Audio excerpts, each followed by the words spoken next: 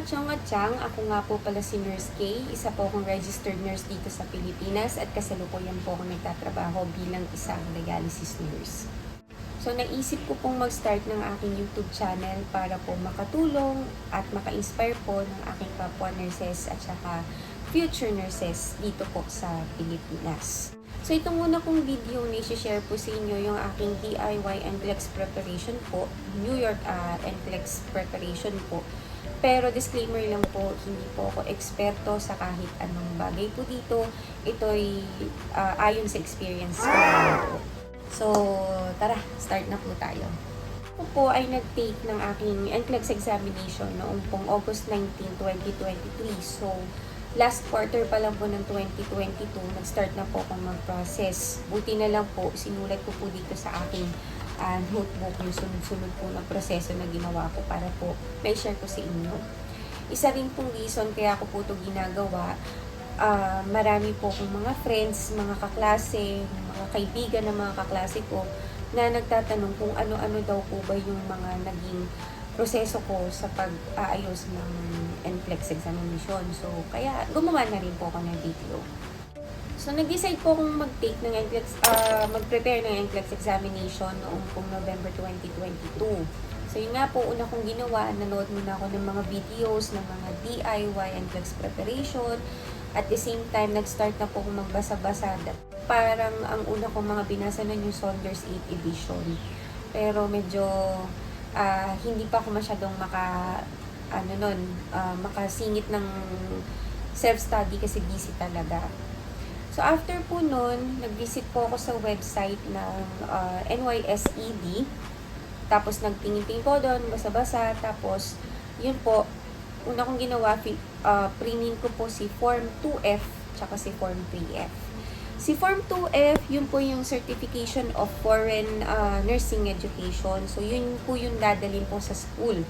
Si 3F naman po yung Verification of Foreign Professional Licensure or Certification. So, yan yung dadalhin sa PRC. After ko pong i-print yung Form 2F tsaka Form 3F, nag-book na po ako ng appointment sa PRC po through my Leris account po. And good thing nakakuha po ako ng my convenient time po ng December 12, 2022. Mga around 9 AM po ata yun. So, ang ginawa ko, nag-print na rin po ako ng State Board Verification form. Tapos, nagbayad po ako ng 75 pesos para po dun sa certification ng State Board Verification portion. Print ko na rin po yun. Dumating po si December 12, nagpunta po ako sa PRC. Medyo maaga po akong nakarating doon, pero pinapasok na rin po ako ni Kuya Guard. Pinakita ko lang sa kanila yung electronic official receipt. Sabi ko, for NCLEX examination po sana, magpe-prepare po, State Board Verification, EME. Sabi niya, sige ma'am, punta lang po kayo dun sa may right wing, window 4 at that time. Basta merong nakasulat na State Board Verification dun sa window. So, ayan, napunta ako dun. Pinakita ko po yung documents ko. Ano po yung dala ko? Yung Form 3F, tama? Yung Form 3F, yung aking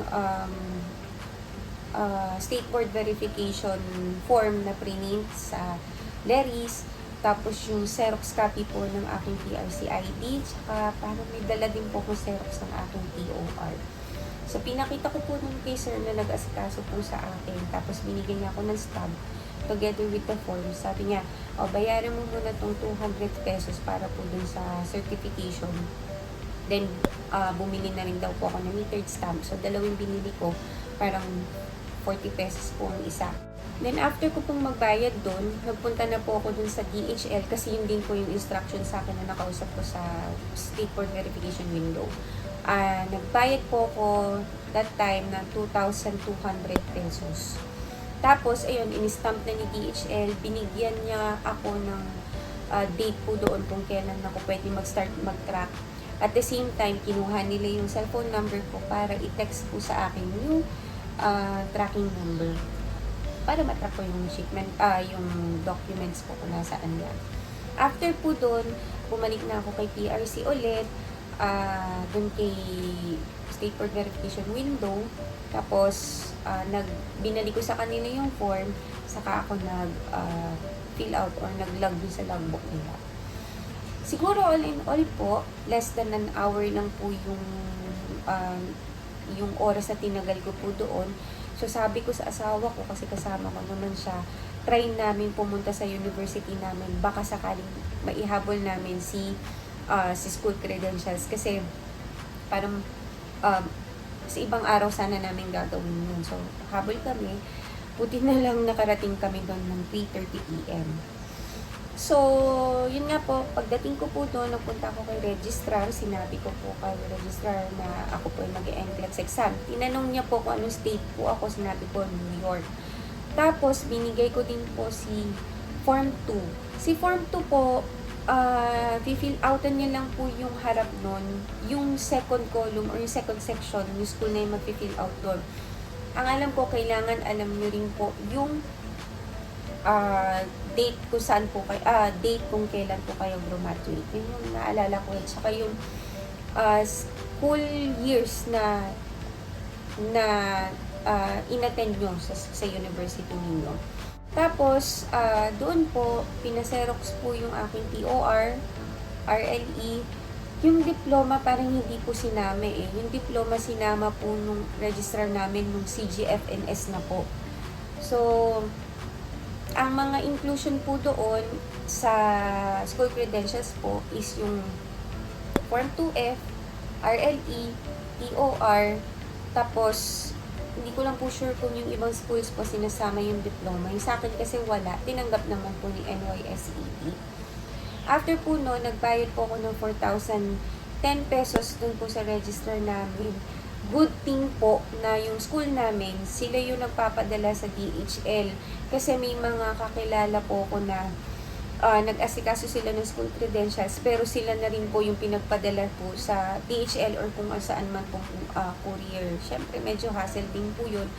Malaking tulong na rin po kapag yung school yung nagpadala sa DHL.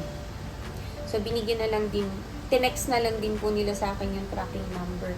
Ang maganda rin po kasi sa registrar namin, before nila ipadala sa NYSED, sinend nila sa akin sa messenger kung ano-ano yung mga laman ng brown envelope. Tapos may pirma na po doon sa pinaka-closing lid. Or doon sa pinaka-lid para hindi din mabuksan. So, yun nga po. Yung aking PRC credentials po, so inasikaso ko po ng December 12, nakarating po sa NYSED ng December 30, 2022. Tapos, ang aking school credentials naman po, inasikaso ko ng December 12, 2022, nakarating po sa NYSED ng January 9, 2023. Siguro kaya po natagalan, baka naghintay pa po yung registrar namin na baka meron pa pong makasabay ko na mag-take ng NCLEX examination before nila pinadala sa NYSED. Pero okay na rin lang. Next kong ginawa is yung mandated training. Ano po, kailangan din po kasi ito dahil pag inasikaso nyo po si Form 1, i-attach nyo po yung mga certificates doon by the end of Form 1. Ano yung mandated training? Ito po yung infection control training at saka po yung child abuse training. Nagbayad po ako ng $39, that is good for 1 year na po. So, mga around 2,106 pesos po yung binayad ko. Then, after nun, kaya malaki po yung naging gap from accomplishment ko ng Form 2 and 3 doon po sa aking mandated training kasi nag-renew pa po kasi kami ng passport at that time. Next po, natapos ko na po si certificates by March 1, kinumply ko na po si Form 1. Siguro try ko rin pong gawa ng separate video kung paano ko din po pinil out si Form 1 tsaka yung mga inattach po na certificates doon.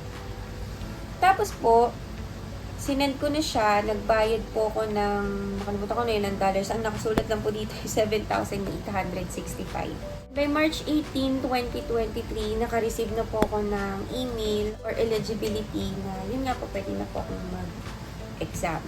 So, by March 22, 2023, saka po ako nagpunta kay Pearson VUE para po mag-schedule ng examination ko. And I paid around 11,200. Tapos, by March 23, kinabukasan, naka-receive na po ako ng ATT. Okay? Binigyan nila po ako nung dates na kung saan kailangan ko pong mag-exam. Alam ko po until second week ng September, pwede ako mag-exam that time. So, ang pinili ko po is August 19, 2023 kasi birthday po yun ng tatay ko. Swerte po kasi sa akin ng tatay ko. And then, ayun na, nagbayad po ko ng 8,400 para dun sa ATT. Final po, ang nagastos ko po sa aking NCLEX DIY prep ay ding ding ding! So, ayun po. Thank you po sa panonood nitong video na ito. Sana po ako ay nakatulong kahit medyo magulo po ang aking pagkikwento sa inyo. At sana po kita-kita pa po tayo sa susunod pa po nating mga videos po. So, please po don't forget po to subscribe and like dito po sa aking channel. So, bye-bye po!